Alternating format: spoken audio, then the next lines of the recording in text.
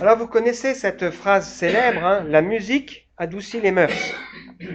On attribue cette phrase à Platon, et c'est une phrase qui exprime l'idée que la musique a des vertus éducatives, apaisantes, qu'elle fait du bien dans la vie de tous les jours. Et c'est vrai que le chant joue un rôle important dans nos rencontres le dimanche. C'est pour nous un moyen d'exprimer, de partager notre foi, de remercier Dieu, de nous encourager et aussi de nous faire réfléchir, parfois aussi de prier, nous rappelant ses promesses.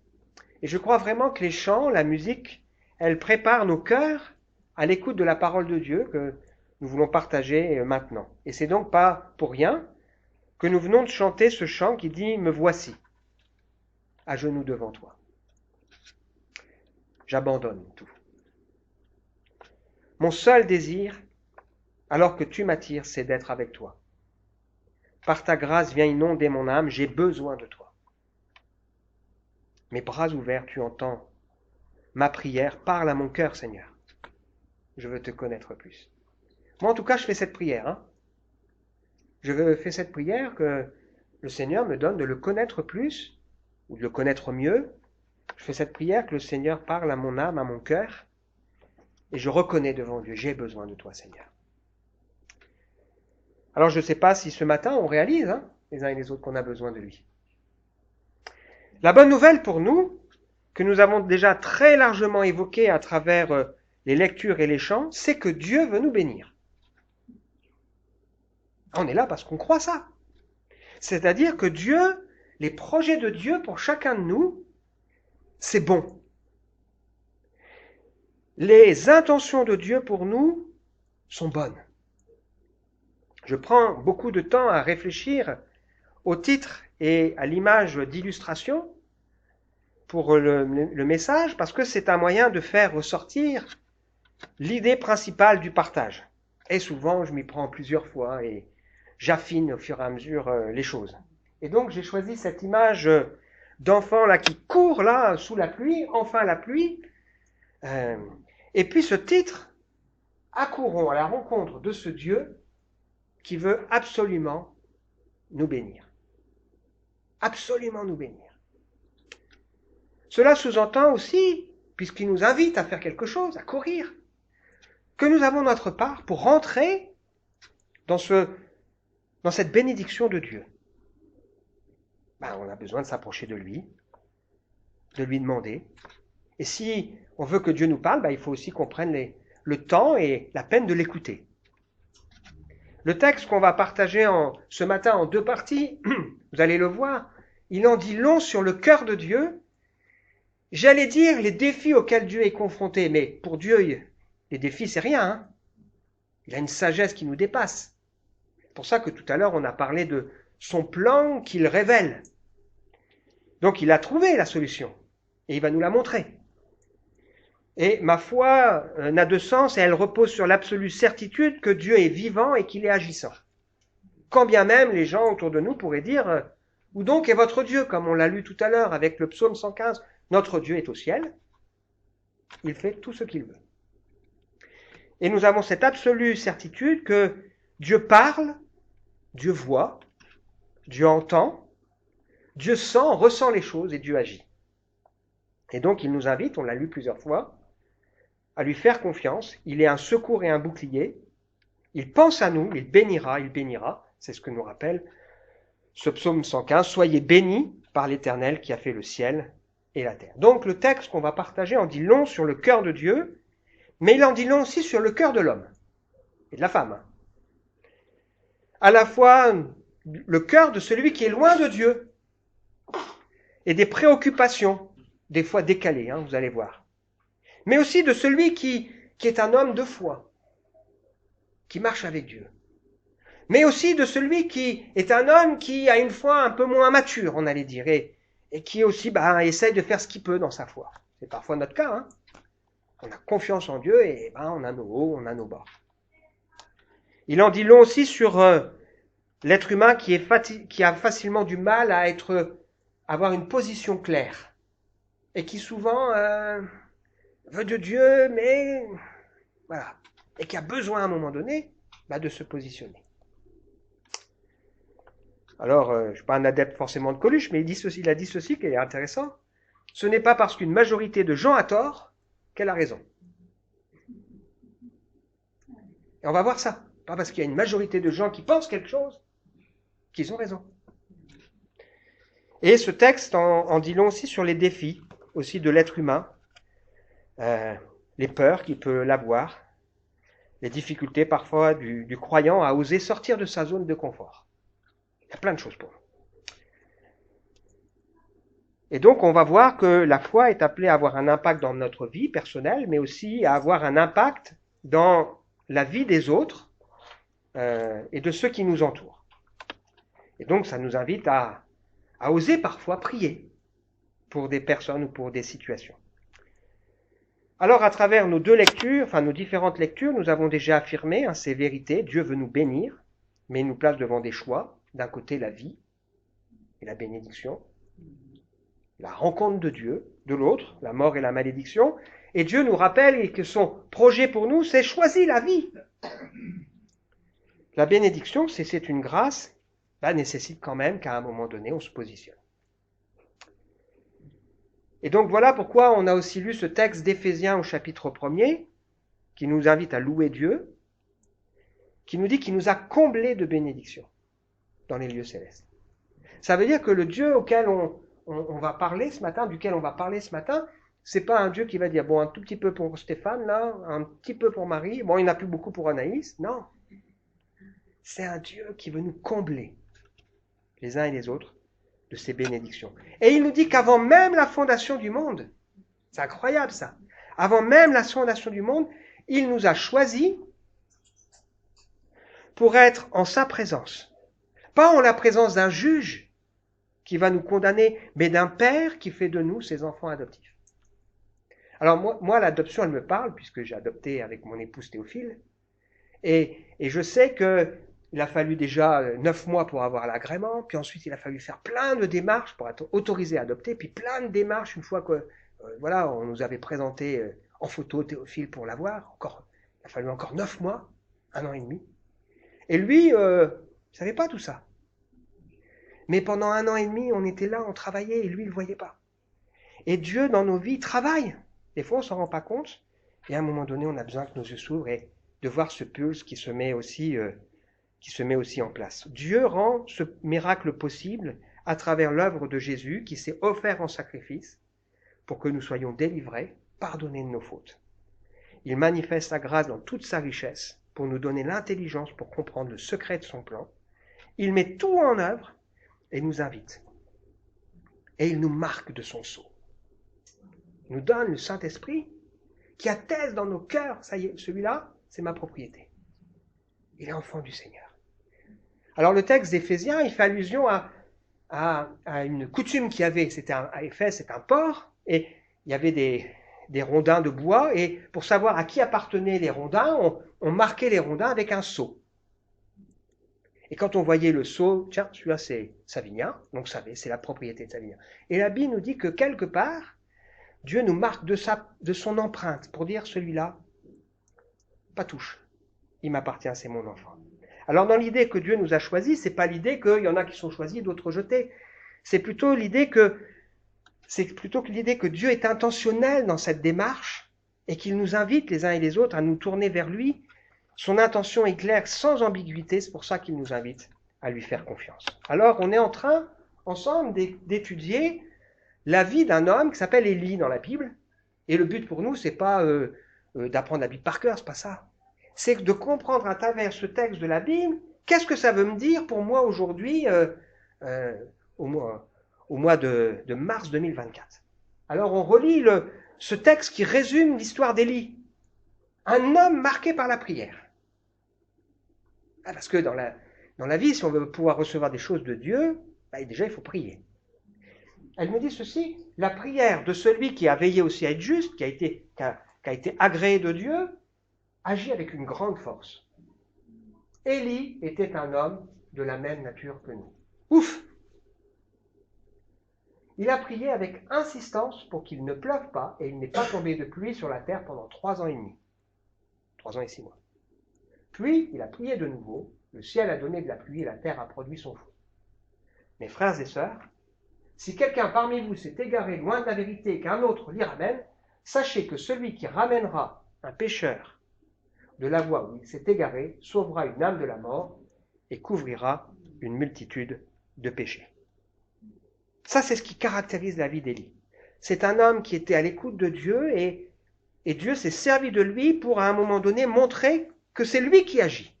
C'est pour ça qu'il a poussé Élie à prier, à prendre position. Et quand il a prié, il s'est passé quelque chose qui a eu une influence. Puis ensuite, il a poussé Élie à prier à nouveau pour que Dieu puisse intervenir et agir. Donc on a vu ensemble déjà plusieurs choses. On peut retrouver ça sur le site de l'Église ou sur la chaîne YouTube de l'Église. Un homme qui se tient devant Dieu, etc. Puis la semaine dernière, on a parlé de la providence, même dans les moments difficiles. Et là, on va lire ensemble la suite. Un petit rappel et on va lire la suite. Bien des jours s'écoulèrent. Au cours de la 3e année de sécheresse, l'Éternel adressa la parole à Élie en ces termes. Va trouver Akab. Akab, c'est le roi de l'époque, un roi particulièrement méchant et mauvais. Le pire des rois que le peuple d'Israël ait connu. C'est pas seulement quelqu'un qui ne respecte pas Dieu, mais c'est quelqu'un qui a tout fait pour qu'on arrête de se tourner vers Dieu et qu'on adore quelqu'un d'autre. Un faux Dieu qui s'appelle Baal. D'ailleurs, il y a des Baals au pluriel parce qu'il y avait des Baals suivant les régions, comme on peut retrouver. Des fois, dans certaines régions, il y a une vierge, un tel, etc. Bon.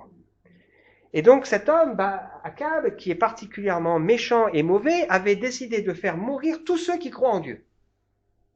C'est pour ça qu'il s'était caché ou il s'était sauvé. C'était le cas d'Élie.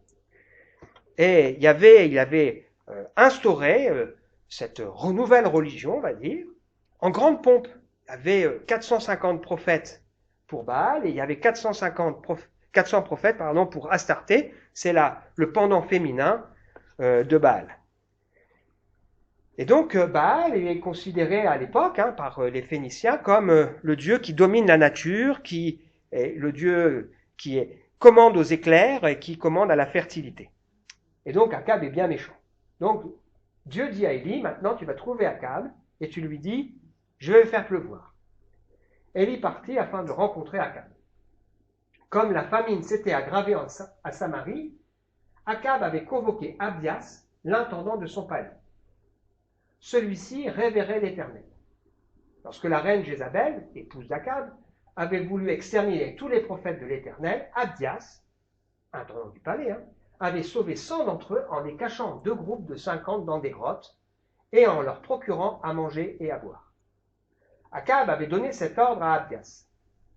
Va parcours le pays à la recherche de toute source d'eau et de tout fond de torrent. Peut-être découvrirons-nous assez d'herbes pour maintenir en vie nos chevaux et nos mulets, sans être obligés d'abattre une partie de notre bétail. Ils se répartirent le pays à parcourir. Akab partit seul de son côté et Abdias dans une autre direction. Alors qu'Abdias était en chemin, Élie arriva à sa rencontre.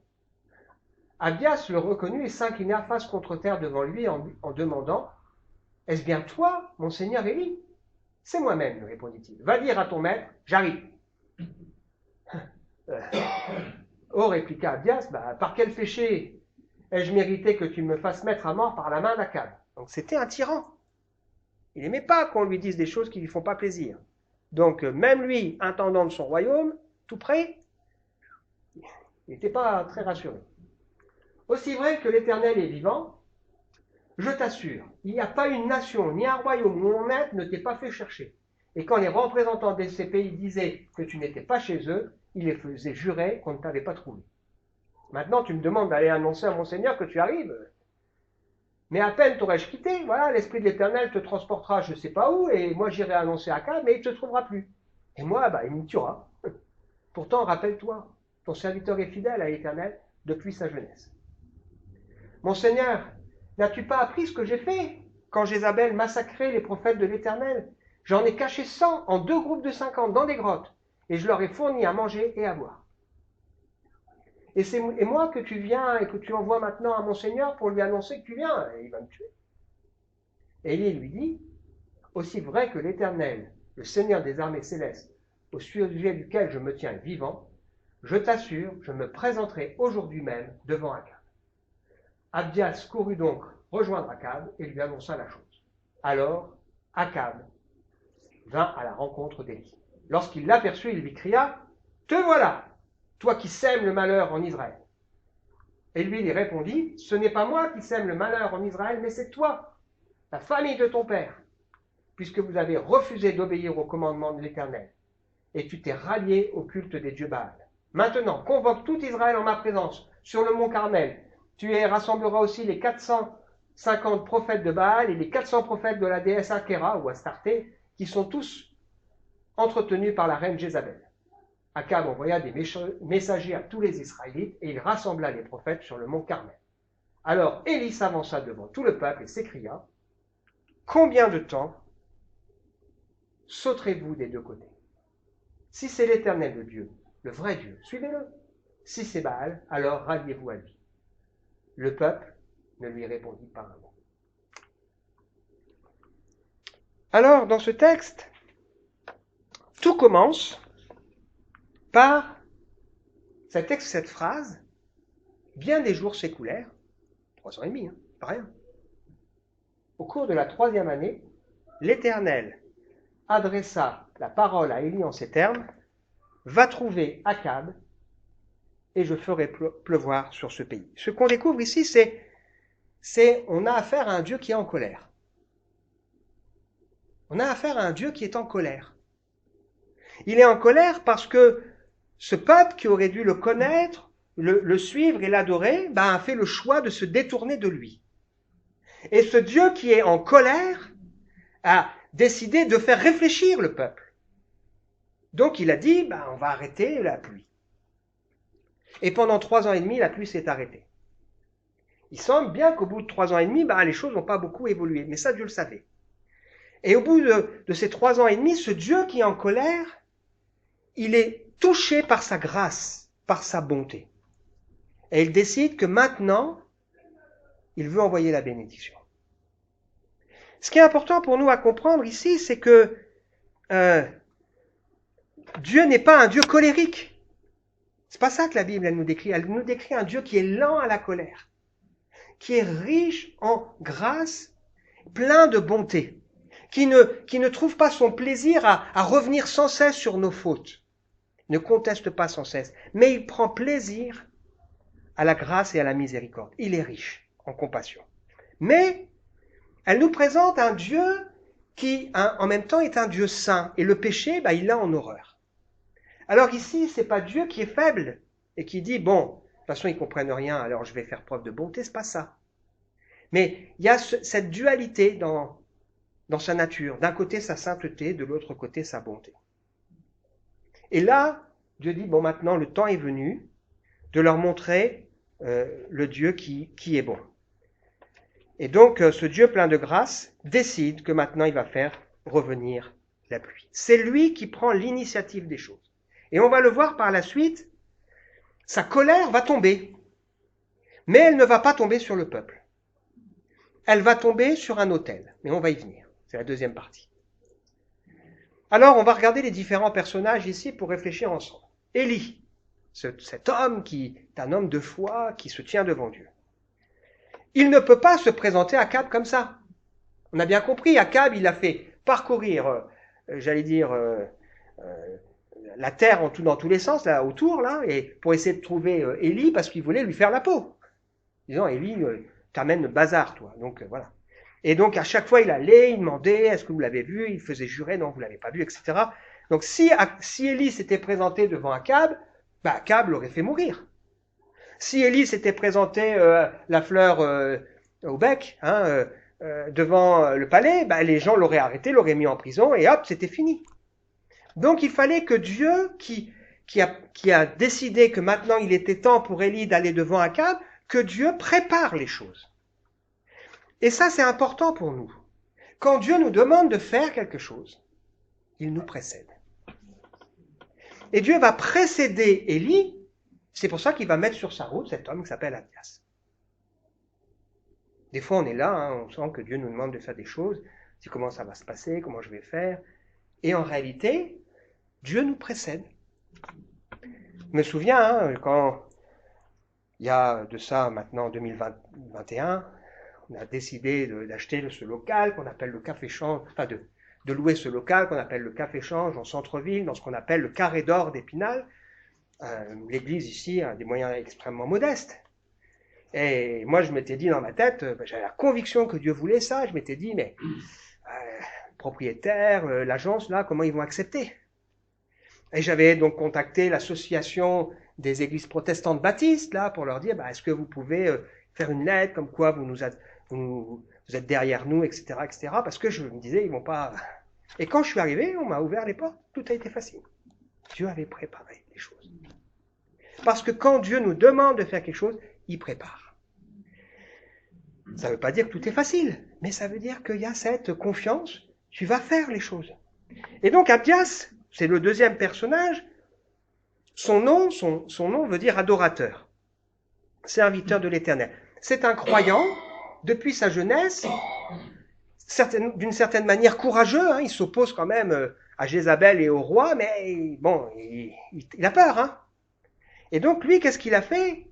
Il a dit, c'est pas possible de laisser filer les choses, là. Il a pris 100 prophètes, c'est pas rien quand même, il les a mis en 2 groupes de 50 dans des cavernes, là, et puis régulièrement, il va leur donner du pain et de l'eau, dans une période de sécheresse. C'est difficile. Quel courage pour cet homme. Mais malgré tout, il a peur. Et il fait ça en douce. Je crois que Dieu a permis que Abdias soit à cet endroit. Il a utilisé Abdias à cet endroit. Et donc Élie rencontre Abdias, et quand Abdias rencontre Élie, qui lui dit, tu vas dire à ton maître, j'arrive, il dit, t'es fou, toi. Il va me faire du mal, parce que on rigole pas avec le roi Akab. Et puis il avait peur, parce que c'est sans doute ce qu'on disait, que Élie, Dieu le transporte partout. C'est pas comme ça que ça s'est passé. Hein. On l'a vu ensemble les semaines qui précèdent. Quelque part, il a peur, lui, Abdias, que dans cette demande que Élie lui fait, qui vient de Dieu, quelque part, Dieu le laisse tomber. Et là encore, si Dieu nous demande quelque chose, il ne va pas nous laisser tomber. Ça ressemble à l'histoire de Jonas. Hein. Tu me demandes d'aller à Ninive, dire aux gens de se repentir, mais je sais comment ça va se passer. Je vais y aller, les gens ils vont se repentir, et puis toi qui es un Dieu bon, au lieu de les punir, tu vas leur faire grâce, et moi je vais passer pour un. Donc je ne veux pas y aller. C'est oublier que Dieu nous précède. Et c'est oublier aussi que nos vies sont précieuses aux yeux de Dieu. Est-ce qu'on sait les uns et les autres que nos vies sont précieuses aux yeux du Seigneur? La vie d'Abdias, elle est précieuse, comme la vie d'Élie, comme la vie de Marie, comme la vie de chacun de nous, d'Ornella. Nos vies sont précieuses.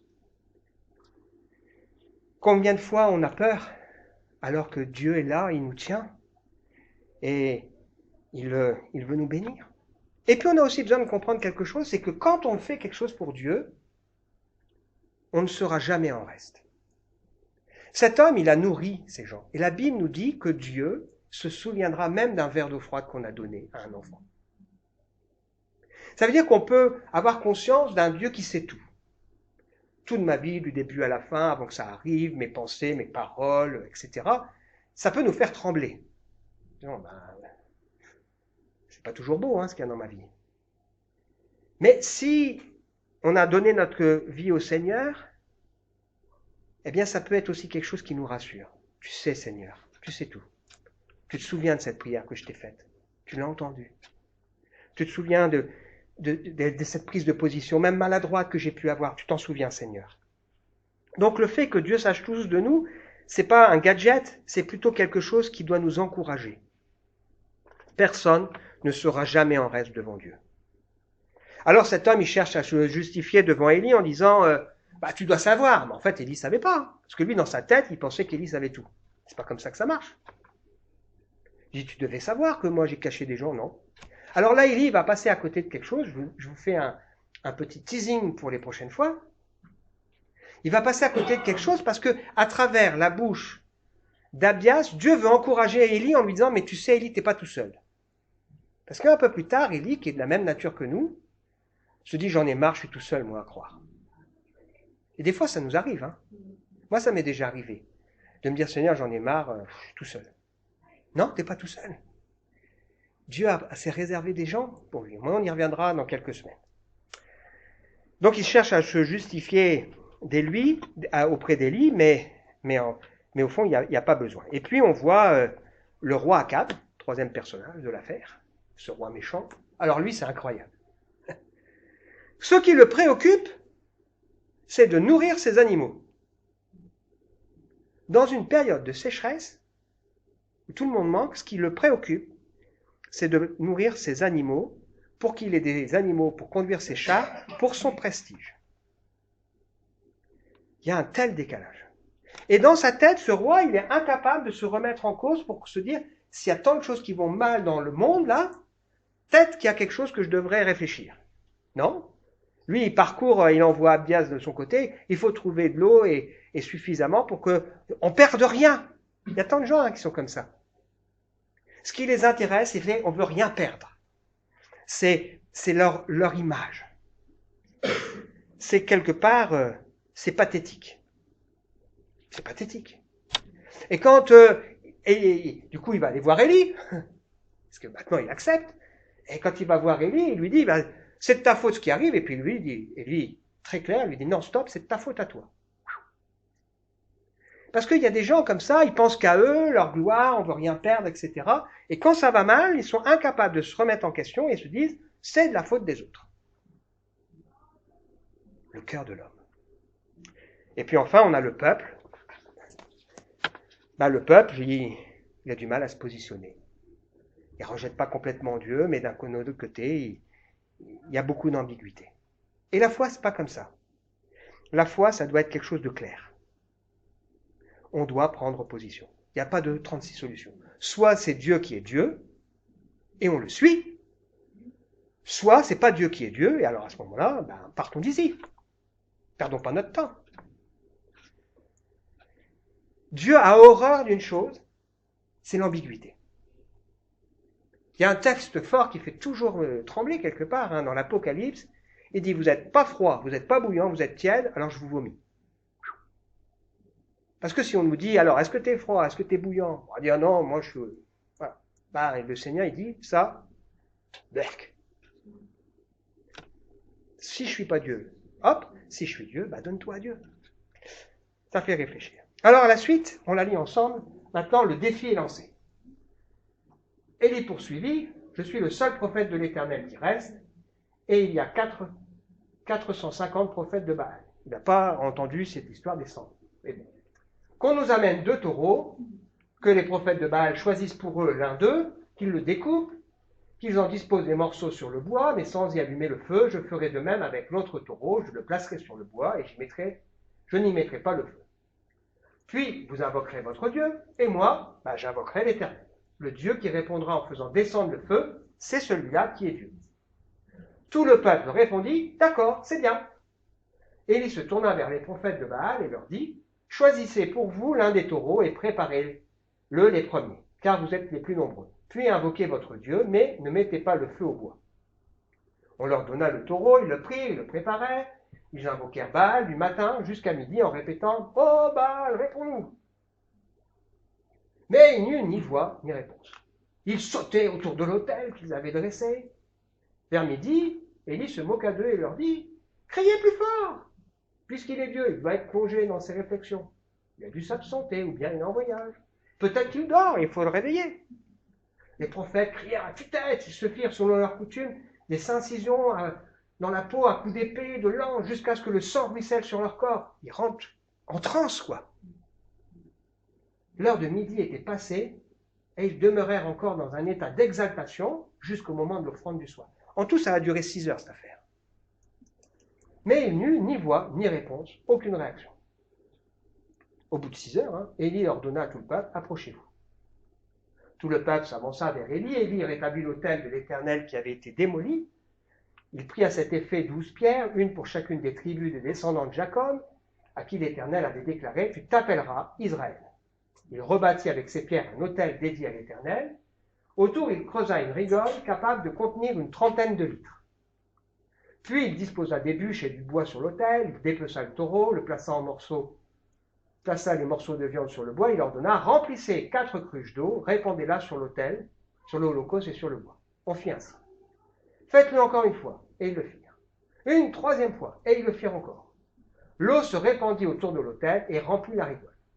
À l'heure habituelle de l'offrande du soir, le prophète Élie s'approcha de l'autel et pria « Éternel, Dieu d'Abraham, d'Isaac et d'Israël, que l'on sache aujourd'hui que c'est toi qui es Dieu en Israël, que je suis ton serviteur et que j'ai fait tout cela sur ton ordre. Réponds-moi, Éternel, réponds-moi, afin que ce peuple sache que c'est toi, Éternel, qui es le vrai Dieu, et que c'est toi qui veux ramener leur cœur à toi comme autrefois. » Le feu de l'Éternel tomba du ciel.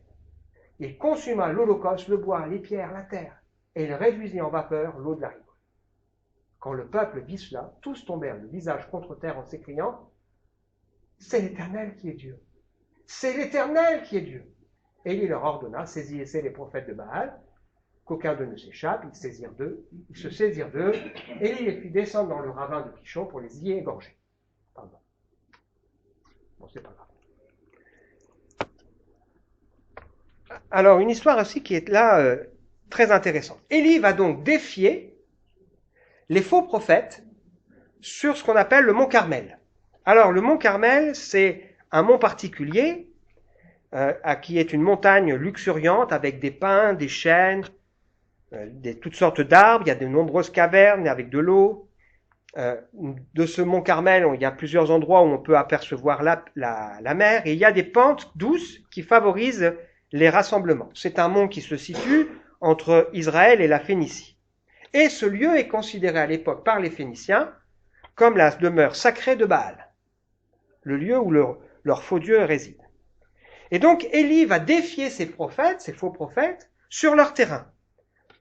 Et il va défier ce faux dieu Baal sur ce qui est censé être son point fort, puisqu'il est censé être le dieu qui commande à la nature et à la foudre. Pendant 3 heures, ils invoquent, ils ne répondent pas à leur Dieu, ils sautent, voilà, Élie se moque d'eux, 3 heures encore, ils crient plus fort, ils se font des incisions, ils rentrent en transe, et rien ne se passe. Puis Élie dit, bon maintenant, approchez-vous, et il décide de rétablir un autel qui existait, et de réunir là, sur cet autel, 12 pierres qui avaient été dispersées. Pour dire, voilà, il y a un seul peuple qui m'appartient. Il va demander qu'on verse des cruches, etc. Et puis à la fin, il va faire une prière toute simple, qui va durer 1 minute. Dieu d'Abraham, d'Isaac, de Jacob, que l'on sache aujourd'hui que tu es Dieu. Et que c'est toi qui veux ramener leur cœur à toi comme autrefois. Est-ce que je l'ai là? Non. Et qu'est-ce qui va se passer? Dieu va faire tomber le feu, un éclair va tomber, alors qu'il y a un grand soleil, et puis tout va être brûlé, même les pierres, etc., etc. Pourquoi ça s'est passé? On se rappelle ce qu'on a lu tout à l'heure. Le projet de Dieu, c'est d'envoyer la pluie. Ça, ce sera pour la prochaine fois, semaine prochaine. Mais avant que la pluie puisse venir, c'est l'objectif de Dieu. Il fallait que la colère de Dieu soit manifestée. Et cette colère, Dieu ne va pas la manifester sur le peuple, ce qui aurait été juste de faire, puisqu'il l'avait abandonné.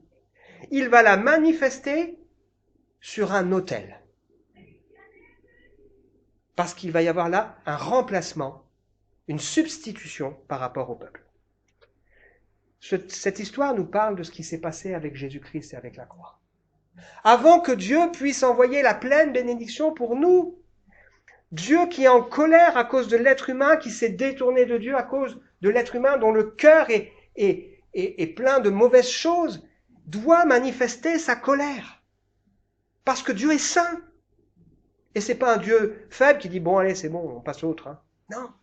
Et la Bible nous explique que Dieu qui est tellement bon va faire tomber la colère juste sur la personne de Jésus, sur la croix. Pour que derrière, il puisse envoyer la pleine bénédiction. Il puisse nous pardonner, nous sauver, nous racheter, nous assurer de la vie éternelle, nous assurer de la liberté aujourd'hui de pouvoir nous approcher de ce Dieu saint pour lui confier tous nos problèmes, toutes nos difficultés, sous réserve qu'on accepte que cet autel, Jésus qui meurt sur la croix, à notre place, on accepte effectivement que Jésus prenne sur lui les conséquences du mal qui est dans notre cœur, aux uns et aux autres. Le peuple est touché. Et la Bible nous dit qu'ils se mettent le visage contre terre et ils reconnaissent. Et c'est vraiment Dieu qui est Dieu. Et parce qu'ils reconnaissent que c'est vraiment Dieu qui est Dieu, tout de suite ils acceptent de faire le ménage. Et Dieu avait dit, s'il y a des faux prophètes qui vous détournent, il faut les éliminer. Pourquoi? Pour vous protéger. Quand on est touché par le Seigneur, quand on mesure dans nos vies que la sainte colère de Dieu qui est juste, elle est tombée sur quelqu'un à notre place qui s'appelle Jésus-Christ, et que maintenant le Dieu peut envoyer la pluie, l'abondance de sa bénédiction. Dans nos vies, on comprend aussi qu'il y a du ménage à faire. Il y a du ménage à faire. Ces choses qui ne plaisent pas au Seigneur. Il y a un changement qui doit se produire. Ce qu'on va appeler la conversion. La conversion, ce n'est pas une religion dans la Bible. La conversion, c'est faire demi-tour. J'ai vécu ma vie loin de Dieu ou à cloche-pied, et maintenant, je décide de tourner ma vie vers Dieu pour le suivre et faire ce que lui m'enseigne et me montre. Et donc, la Bible nous montre clairement que les uns et les autres, nous sommes devant des choix. Oui, Dieu veut absolument nous bénir. Il est à l'initiative. Quand Élie va prier, il va dire « Ramène leur cœur à toi » parce qu'ils sont incapables de revenir par eux-mêmes. Et la Bible me montre que c'est Dieu qui non seulement fait tomber sa colère sur Jésus-Christ à notre place, mais c'est aussi lui qui incline nos cœurs vers lui, qui ramène nos cœurs vers le Seigneur.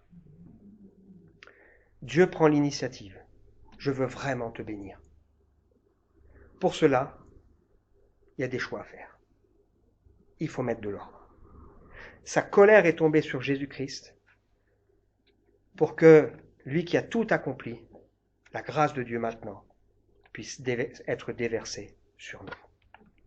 Conclusion pour nous, est-ce que nous avons compris et est-ce que nous croyons que Dieu veut absolument nous bénir personnellement? Moi, c'est le Dieu auquel je crois. Je crois que Dieu, ce matin, veut nous bénir les uns et les autres individuellement, personnellement, même les enfants. De quelle bénédiction on parle? C'est une question intéressante. Peut-être on se dit, moi, j'ai envie de gagner au loto. Je ne crois pas que ça marche comme ça. Peut-être on se dit, je voudrais que les circonstances de ma vie soient favorables. Peut-être, ok, mais je crois que Dieu veut plus pour nous. Peut-être on se dit, moi, je voudrais des portes qui s'ouvrent, voilà. Mais je crois que Dieu veut plus, infiniment plus. Avant même la fondation du monde, Dieu qui nous connaissait, dans son plan parfait, avait prévu de m'y inclure. Et donc, dans le plan parfait de Dieu qui existe avant même la fondation du monde, Raphaël, il a sa place. Comme vous, comme chacun de vous. Oui, nous avons raison de dire, avec le psaume 115, « À Épinal, faites confiance à l'Éternel. Il est pour nous un secours et un bouclier. » Un secours quand ça ne va pas. Un bouclier pour prendre les coups à notre place. L'Éternel pense à nous. Sachez que ce matin, l'Éternel pense à vous. Et il bénira. Il bénira. Soyez bénis par l'Éternel qui a fait le ciel et la terre. Est-ce que ce matin, nous réalisons que pour ceux qui lui appartiennent, Dieu est un secours et un bouclier et qu'il bénira? Un texte qui fait réfléchir aussi à la folie des préoccupations du monde. Humaines, pardon. Akab, lui, je veux sauver mes animaux. Purée, mais tu vois pas tout ce qui va pas? Il n'y a pas d'autre chose plus importante? L'homme est fou dans ses préoccupations parfois. Vous fait réfléchir aussi à nos peurs. Abdias, il avait peur, il oubliait que sa vie est précieuse à Dieu. Et que Dieu n'est pas en reste. Et que ce que Abdias a fait, eh bien, Dieu s'en souvient. Élie aussi a besoin de se rappeler que Dieu, il prépare les choses. Il ne l'a pas envoyé devant le roi comme ça. Il a mis sur sa route la bonne personne. Est-ce que ce matin, nous avons conscience que nous avons des préoccupations parfois et des priorités dérisoires? Et puis le but, c'est de nous faire réfléchir, de me faire réfléchir. Est-ce que ce matin, on sent dans notre vie qu'on a des choix nets à faire? Prendre position. Peut-être faire le ménage. Est-ce qu'à l'image d'Élie, il est temps aussi de sortir de notre zone de confort? Des fois, on est comme Élie, on vit sa foi pour nous. À un moment donné, on sort de notre zone parce qu'en tête à tête, on est capable de dire, comme ce qu'on a vu la semaine dernière à cette femme, je vais prier pour toi, ton fils. Puis à un moment donné, Dieu dit à Élie, maintenant tu vas sortir carrément de ta zone de confort et devant tout le monde, tu vas prendre position. Je me souviens dans ma vie, ça n'a pas été facile ça, d'oser prendre position. Peut-être que ce matin, le Seigneur nous invite à sortir de notre zone de confort pour prendre position. Dieu veut absolument nous bénir. Accourons vers lui. Et puis, faisons ce qu'il attend de nous. On peut prier ensemble? Bon, c'est quelques instants pour chacun réfléchir. Notre vie, c'est nous. Moi, j'ai déjà assez à faire avec la mienne, de vie.